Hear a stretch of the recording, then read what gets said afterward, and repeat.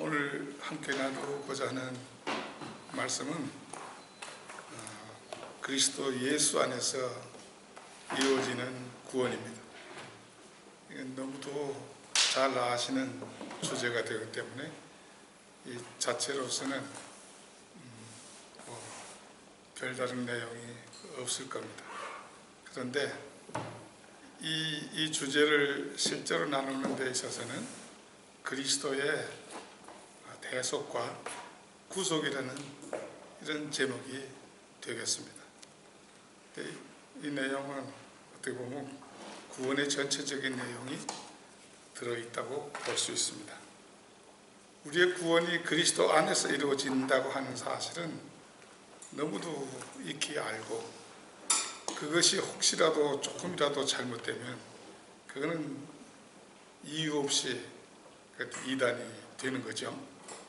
근데 이 말씀의 대표적인 말씀을 찾아보면 사도행전 4장 12절 말씀이에요. 다른 이로서는 구원을 얻을 수 없나니 천하 인간의 구원을 얻을 만한 다른 이름을 우리에게 주신 일이 없음이니라 하셨습니다. 이 말씀은 오직 예수 그리스도를 통해서 구원 얻는 것이고, 이 의미 속에는 신약뿐만 아니라 구약, 모든 인간도 예수님이 오시기 전이든지 후든지 상관없이 예수 그리스도 안에서 이루어진다는 의미가 되겠습니다.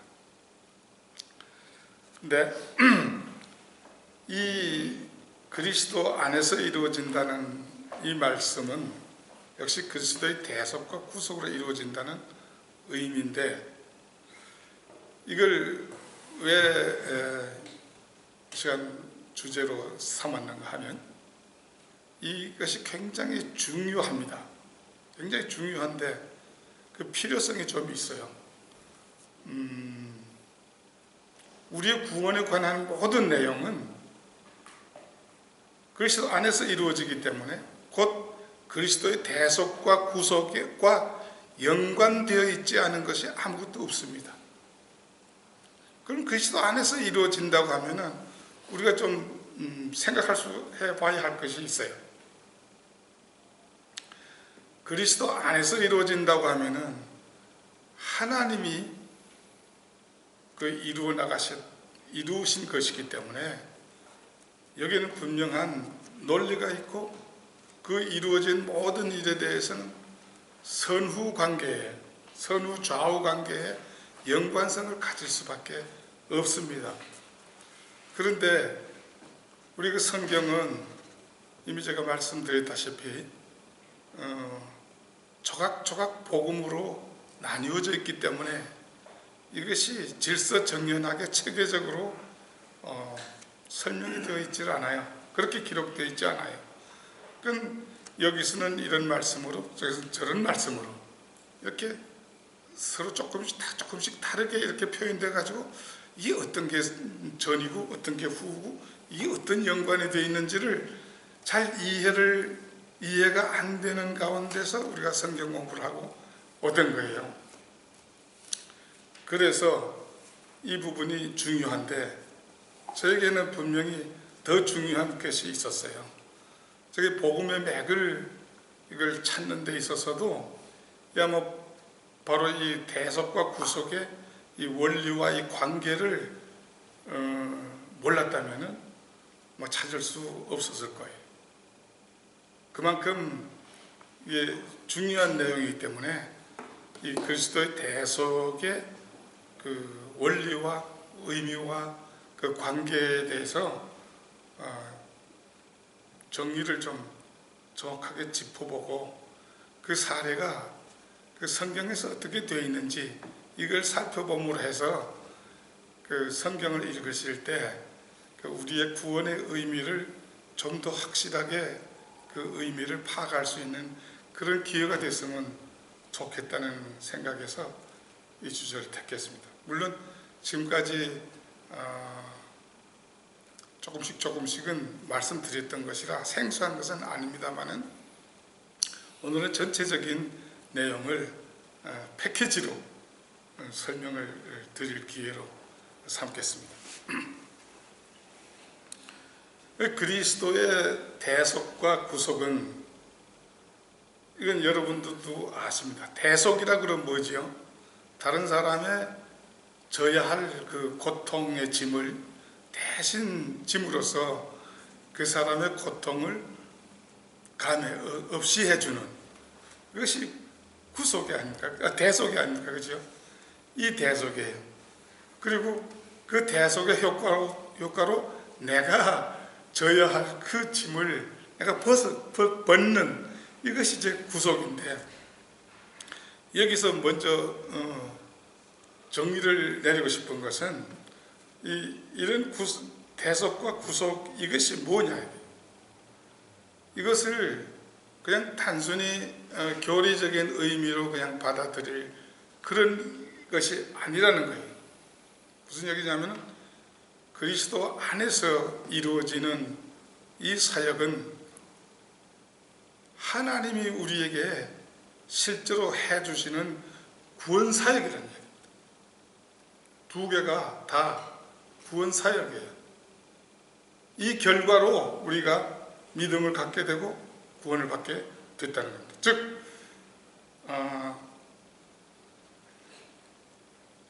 이신칭의의 그 복음이 가능하게 된 이 하나님의 구원 사역이 여기에 있다는 것이죠. 그러면 이 대속과 구속, 이것을 좀 살펴보죠.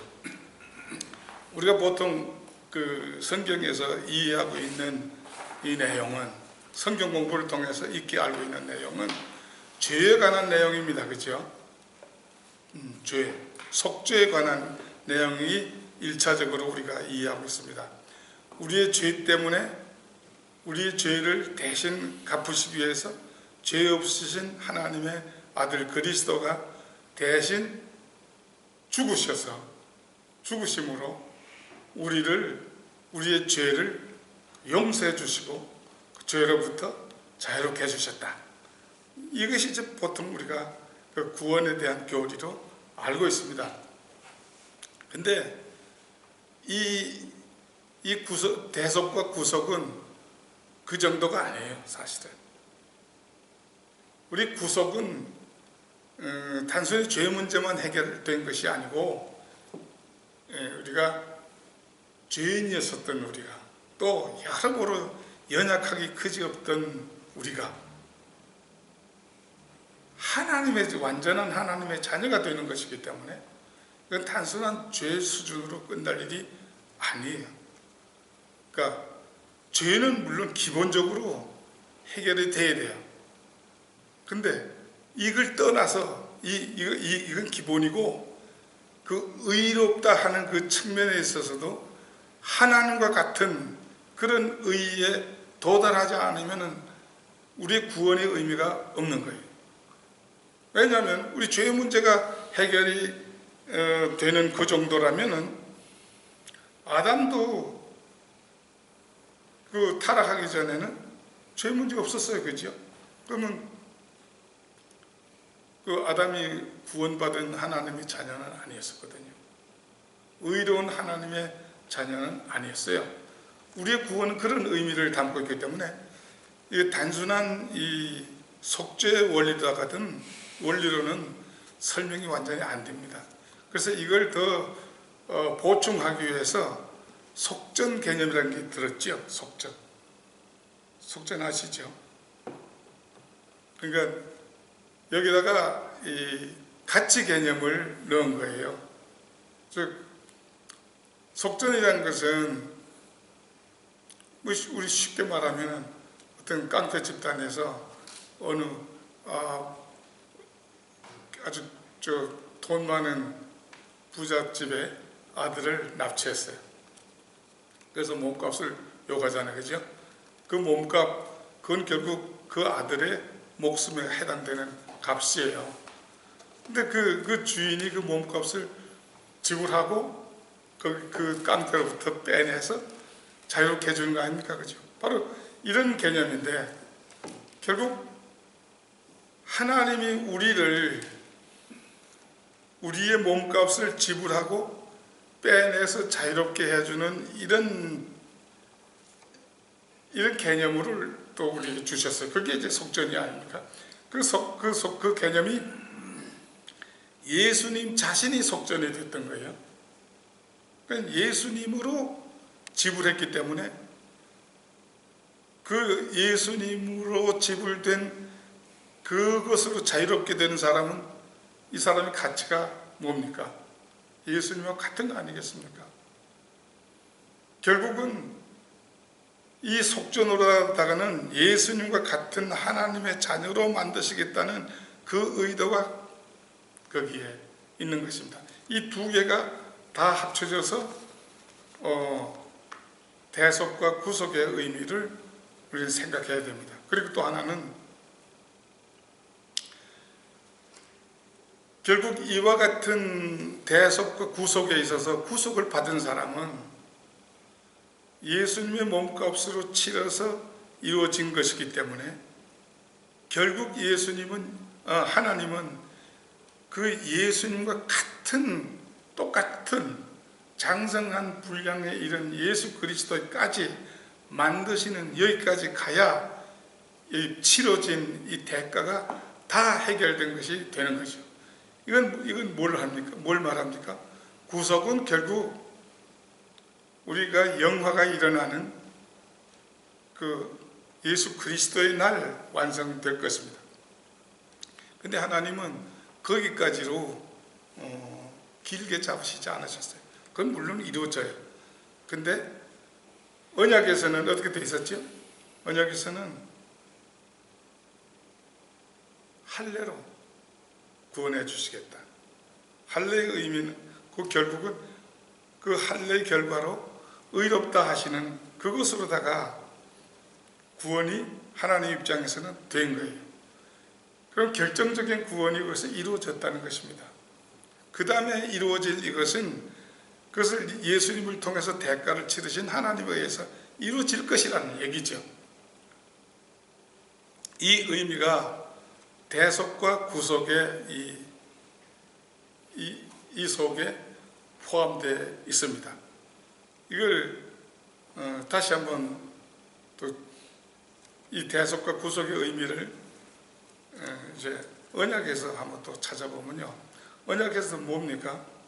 할례를 받아라 그러면은 결국 아브라함의 후손이 돼서 천국의 상속자가 되게 해주시겠다 이랬어요. 근데 그것도 한마디로 딱 요약해서 따져가 보면은 내가 마음의 할례를 베풀어 줘서 너를 구원하겠다는 거예요. 그게 언약이에요. 간단하게 말하면 이거예요. 마음의 할례거든요. 그러면 이 마음의 할례가 이 대속과 구속에 있어서 어디에 해당되느냐 생각하셔야 되는 거예요. 이 문제가 해결이 안 되면은 그 언약의 의미를 파악할 수가 없어요. 그러면 대속과 구속의 이 차이가 뭡니까? 대속은 예수 그리스도에 의해서 이루어지는 십자가의 죽음이에요. 이것은 그 의미가 심플해요. 다른 어떤 것도 대체될 수 있는 것이 없어요. 예수 그리스도의 희생이에요. 이거거든요. 근데 구속은 뭐예요? 구속은 예수 그리스도가 죽으신 이 희생을 약속의 자녀에게 적용을 시켜서 예수 그리스도와 같이 만들어주시는 이 사역이 구속 아닙니까? 이것은 각자 개인에게 약속의 자녀 개인에게 일어나는 일들이에요. 이것을 하나님이 베풀어 주시는 구속 사역이다 이런 얘기입니다. 그러면 마음의 할례를 하나님이 베풀어 주신다. 이것은 구속이에요. 구속이거든. 개인에게 하나님의 자녀가 되게 만들어 주신 거고요. 아브라함의 후손이 되게 해 주시는 것이거든요. 그래서 이건 구속인데 이 구속이 가능하려면 뭐가 필요하다고 그랬죠? 대속이 필요합니다. 그러니까 언약에 그걸 약속했을 때는 내가 마음의 할례를 베풀어서 구원해 줄 터인데 주겠다 이거예요. 근데 그거는 결국 예수 그리스도의 대속을 전제하고 있는 겁니다. 이 의미를 포함해 보면은 우리 금방 이해할 수 있죠. 예수 그리스도에 의한 대속으로 그 할례를 베풀어 주시면은 하나님의 자녀가 되는 건 뻔한 것 아닙니까? 논리적으로 뻔한 거예요. 바로 이 사람이 아브라함의 후손이 됐고 하나님의 자녀 예수 그리스도와 닮은 하나님의 자녀이기 때문에 상속자가 되는 거예요. 그래서 이 언약의 이 의미도 클리어하게 될 수 있는 것이죠. 그런데 이것을 적용한 구절, 이해할 수 있는 구절이 에베소서 1장 7절에 좀 상세히 나와 있습니다. 우리가 그리스도 안에서 그의 은혜의 풍성함을 따라 그의 피로 말미암아 구속 곧 죄사함을 받았으니, 이렇게 되어 있습니다. 이 얼핏 보면요, 이거 그냥 넘어갈 수가 있어요. 이 속에 대속과 구속이 다 들어있어요. 이제 앞으로 성경을 보실 때는 이런 대속과 구속의 이 원리를 새겨가면서 보시면 아마 느끼는 그 범위가 달라질 거예요. 이렇게 된 거구나, 이렇게 되는 거예요. 여기 피는 그의 피예요. 은혜로 인해서 피는 뭐예요? 아까 대속을 그리스도의 희생이라고 그랬잖아. 희생이 그러니까 그리스도 피예요. 여기서는 피로 설명된 거예요. 그리고 그 다음에 구속이에요. 그 구속으로 우리가 죄사함 받았다는 거예요. 구원을 받았다는 거예요. 여기서 구속이라도 했는데, 이 구속 한 가지 이제 부연도 설명을 또 하나 해드려야 되는데, 이 대속과 구속은요 분명히 두 개의 사역이에요. 근데 성경에서 설명할 때는 대속은 한 가지로만 설명이 되는데, 이 구속은 대부분이 대속의 의미와 같이 포함되어 있어요. 왜 그런가 하면 이 구속은 우리에게 베풀어 주시는 이 구속, 이 사역은 그리스도의 대속이 없이는 이루어질 수가 없는 거예요. 대속이 전제가 돼야 돼요. 그러니까 이 속에는 대속의 의미까지 포함되어 있어요. 그래서 성경에 보면은 대속의 의미까지 다 포함되어 있어요. 예를 들어서 그 노예 시장에서 노예를 사서 자유롭게 한다. 근데 이것이 대속과 구속으로 보면은 두 스텝으로 나눠지거든요. 왜냐하면 돈을 먼저 지불하는 것이 한 스텝이고 하나님의 한 사역이고, 또 지불한 거기에 따라서 그 해당되는 그 노예를 빼내서 자유롭게 해주는 것이 또 하나예요. 두 개 사역으로 나눠져 있어요. 근데 실제로 이 구속이라고 했을 때는 돈을 지불하고 자유롭게 해주는 여기까지를 다 포함하고 있다는 얘기입니다. 그러니까 이것이 이상한데? 그렇게 보실 필요 없어요. 그렇게 보시라고. 이건 분명히 하나님이 하실 때는 분명히 나눠져 있어요. 왜냐하면 구약시대에도 구속이 일어났지만 그때는 예수 그리스도의 대속이 이루어지지 않았어요. 그죠? 또 완전히 동떨어진 것이야. 그리고 개인에게 그냥 그걸 적용해 주셔서 거듭나게 해주시는 이 작업하고 예수님 십자가에서 죽으시는 것과는 완전히 다른 거잖아요. 그러니까 우리는 이걸 둘로 구별해서 이해할 필요가 있어요.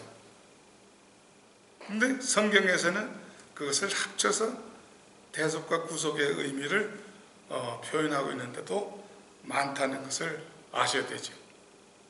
이것이 이제 에베소서 1장 7절에 관한 내용입니다. 그리고 이 율법에서도 찾아볼 수 있어요. 제가 이 말씀을 왜 드리냐면 성경의 대부분이 구약이에요. 그럼 우리의 그 구원의 의미, 이 구원의 의미라는 게 딴 게 아니죠. 그리스도의 대속과 구속의 의미예요. 그 의미를 설명해 놓은 거예요. 결국 그 구약에 있어서도 그것을 어떻게 보면은 그것을 설명하는 것이 그림자 형태로 아주 디테일하게 설명을 하고 있는 것이 바로 그 구약이거든요.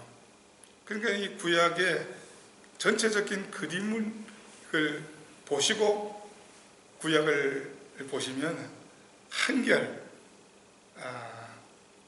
많은 것을 얻을 수가 있을 겁니다. 그래서 그 율법에 보면은 그 유명한 그 5대 제사가 있죠. 5대 제사 뭐죠? 번제, 그다음에 소제, 화목제, 그리고 속죄제, 속건제, 이렇게 5으로 되어 있어요. 근데 앞에 세 제사는 하나님과의 관계를 이야기하고 있어요. 번제, 이건 뭡니까? 물론 그 속에는 많은 의미들이 있지만은 가장 대표적인 것은 뭐예요? 하나님께 향내나는 향기를 올려드리는, 하나님 기쁘시게 하는 이런 의미란 말이에요. 소제도 마찬가지예요. 소제도. 그리고 화목제는 하나님과의 화목한 관계, 이걸 위한 것이에요. 이건 뭘 말해요? 우리가 단순히 죄의 문제만 해결하는 것이 구원이 아니라는 것을 알 수 있어요. 그리고 죄에 대해서 죄에 관한 문제는 마지막 두 속죄제하고 속건제예요. 이 속죄제는 하나님 앞에서 지은 문제를 해결하는 것이고, 속건제는 우리 인간들 관계에 있어서 사회생활하면서 일어나는 이런 죄들을 해결하기 위해서 속건제를 그렸어요. 우리 죄 문제, 보통 우리 죄 문제를 다루갈 때 이 속죄제하고 속건제의 개념을 많이 우리가 생각하지요. 여기서 어떻게 보면 그리스도의 대속과 구속의 의미가 다른 데보다도 잘 클리어하게 볼 수 있는 부분이기도 해요. 왜냐하면 우리가 우리의 죄나 이런 것을 대신해서 그 동물을 잡아서 피를 흘려서, 이게 이제 대속으로 볼 수 있는 거죠. 이렇게 해서 피 흘린 그 피를 그 죄 짓는 사람의 그 어디에 바른다든가 뿌린다든가 함으로써 그 죄 문제를 해결해 주셨어요. 이것이 구속이에요. 그렇죠? 이 부분을 분명히 해주고 있어요. 그리고 또 이것만 보여주는 게 아니죠. 또 뭐가 있죠? 정결의식이라는 게 있어요. 정결의식 걸 보면은 우리 인간으로 봐서는 죄도 아니에요. 죄 문제가 아니에요. 왜냐면 문둥병자, 그 사람도 뭐 죄 졌어요? 그 문둥병자들도 그 부정하다 이렇게 그랬어요. 그리고 여성분들이 생리하고 이런 것도 부정하다 그래서 무슨 죄하고 무슨 상관이 있어요? 그리고 죽은 동물의 시체를 만져도 부정하다 그랬어요. 그럴 때는 그걸 정결하게 해야 돼요. 이건 뭘 의미하죠? 우리의 구원은 단순하게 죄 문제로 해결되는 게 아니다. 해결되는 게 아니다. 하나님의 거룩한 이 속성, 그것까지도 만족해야 되는 바로 그런 구원이라는 것이죠. 이건 전체적으로 통틀어 봤을 때 예수 그리스도의 대속은 지금 제가 말씀드린 이 모든 것을 다 커버하는 거예요. 한다 그런 얘기예요. 그리고 이제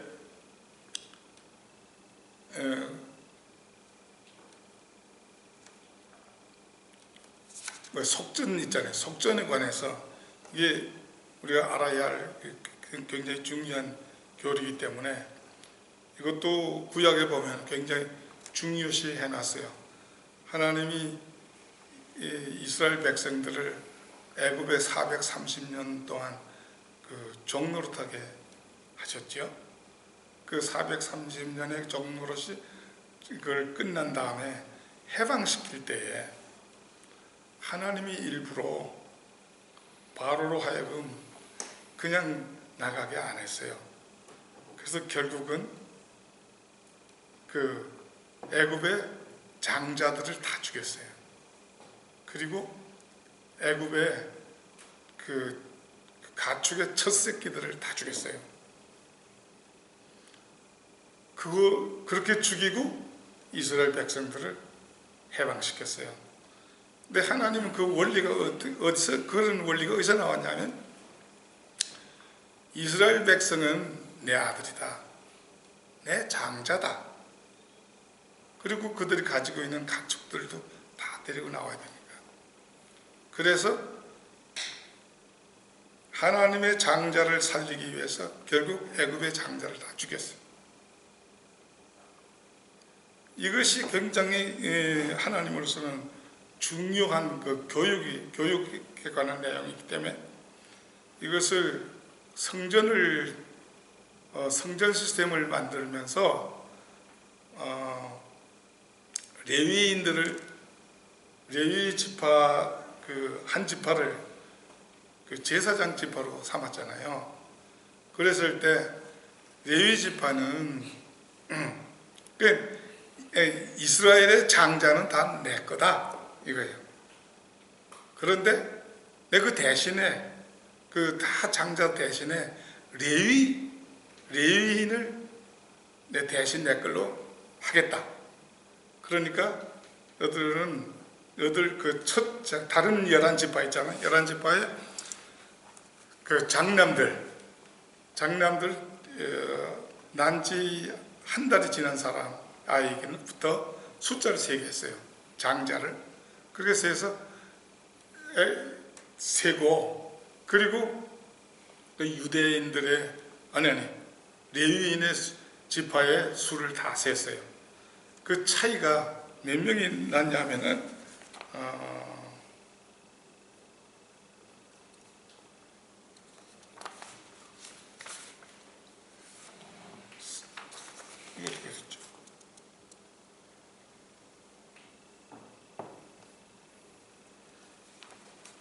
375명인가?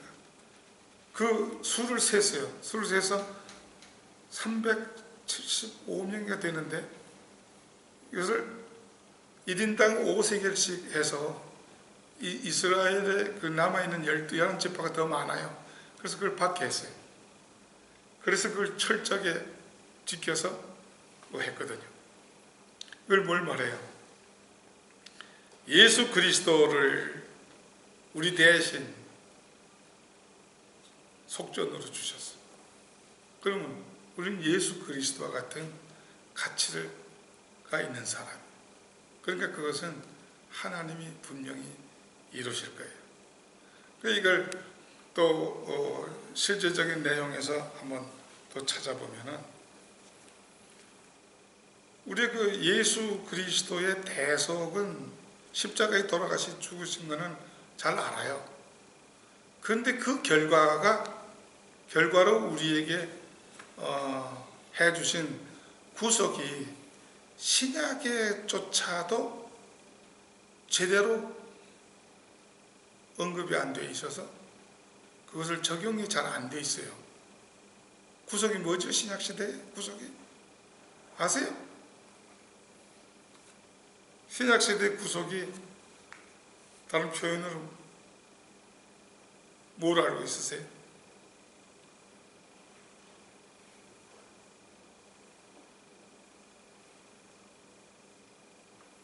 세례입니다. 세례.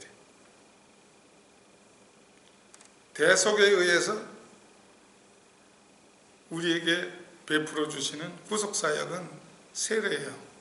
그런데 이걸 또 대부분이 알고 있기는 목사님들이 베풀어 주시는 물세례로 알고 있어요. 그건 아니에요.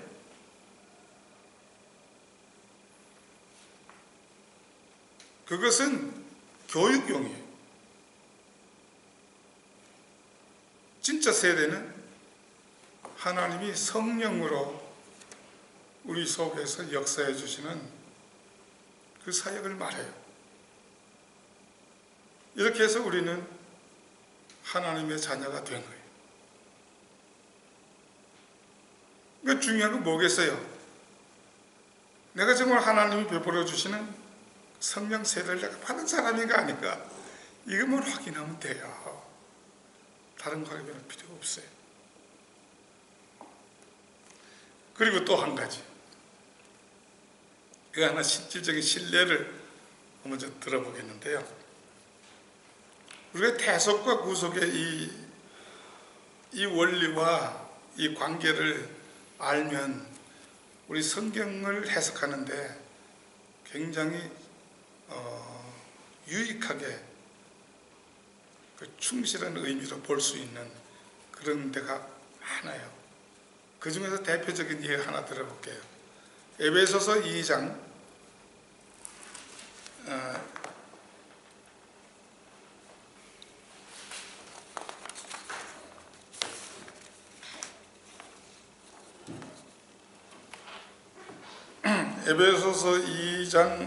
5절부터 10절까지 한번 읽어보실랍니까?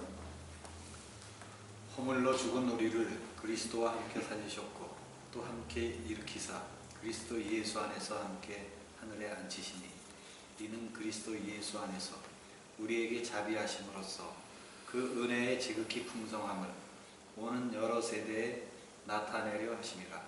너희는 그 은혜에 의하여 믿음으로 말미암아 구원을 받았으니 이것은 너희에게서 난 것이 아니요 하나님의 선물이라. 행위에서 난 것이 아니니 이는 누구든지 자랑하지 못하게 함이라. 우리는 그가 만드신 바라 그리스도 예수 안에서 선한 일을 위하여 지으심을 받은 자니 이 일은 하나님이 전에 예비하사 우리로 그 가운데서 행하게 하려 하심이라. 예, 우리 믿음은 하나님이 주시는 선물이라고 하는 이 말씀의 대표적인 구절이에요. 그런데 우리가 이 구절을 통해서 이해하고 있는 건 뭐지요? 믿음으로 구원 얻는다는 이 한 가지예요. 믿음은 선물이라는 거예요. 그런데 이 믿음이 하나님께로 난 것이라는 것을 분명히 알지 못해요. 그래서 우리가 배우는 교리 중에 거의 99%가 알고 있는 것이 뭡니까? 우리가 믿음으로 중생을 얻은 것으로 그렇게 이해하고 있어요.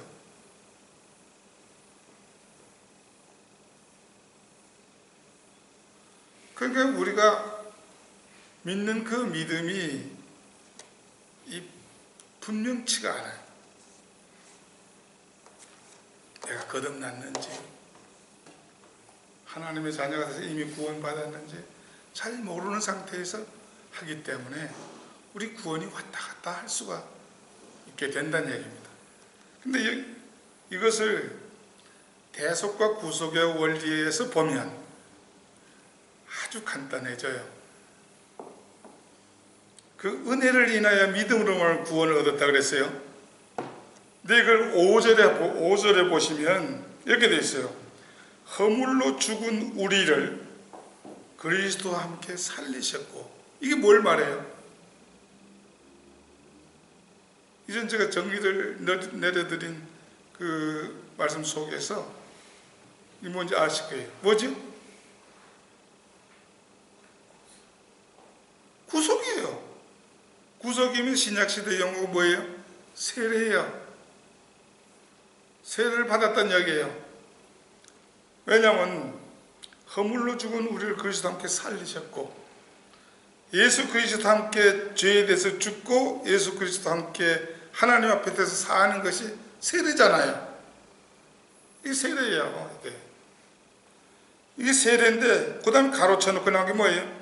너희가 그 은혜를 인하여, 은혜로 구원을 얻었다. 은혜, 이게 은혜라는 얘기입니다. 여기서 다시 한번 정의를 또 내릴 수 있는 건요, 하나님 에베소서에서 내가 예수 그리스도 안에서 거저 주시는 은혜로 예수 닮은 자녀를 만드시겠다는 것이 하나님의 계획인데, 이 은혜로 구원하시는 은혜의 내용이 뭐냐? 이것은 결국 구속이에요. 세례예요. 이걸로 구원받았다는 거예요. 이 거저 주신 거예요. 거저. 우리가 한 게 하나도 없어요. 그럼 이걸 받았어요. 그 다음에 이제 내가 그 은혜를 인하여 믿음으로 말미암아 이렇게 됐어요. 그러면 세례를 받음으로 인해서 믿었다 이런 얘기 아닙니까? 여기서 헷갈릴 게 어디 있어요?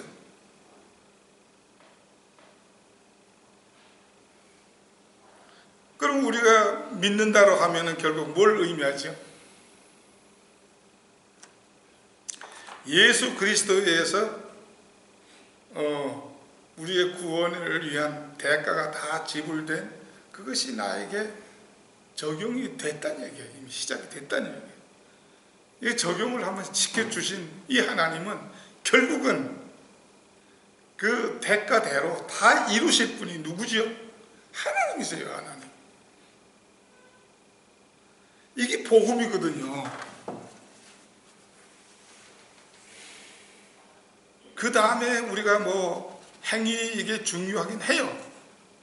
그러나 이렇게 구원받은 사람은 결국은 하나님이 책임지고 그 결과까지 나갈 수밖에 없어요.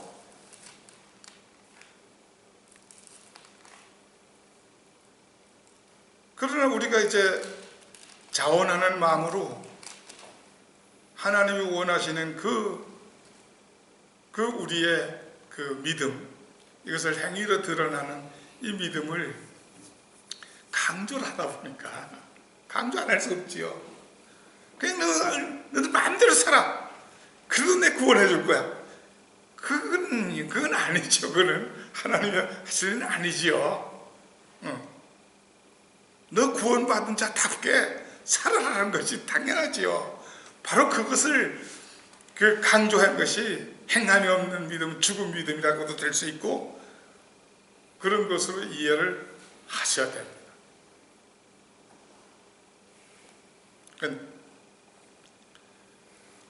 이 대속과 구속의 원리 이 속에서도 결국 하나님의 구원의 그 핵심을 정확하게 디파인 할 수 있는 내용이 들어 있습니다.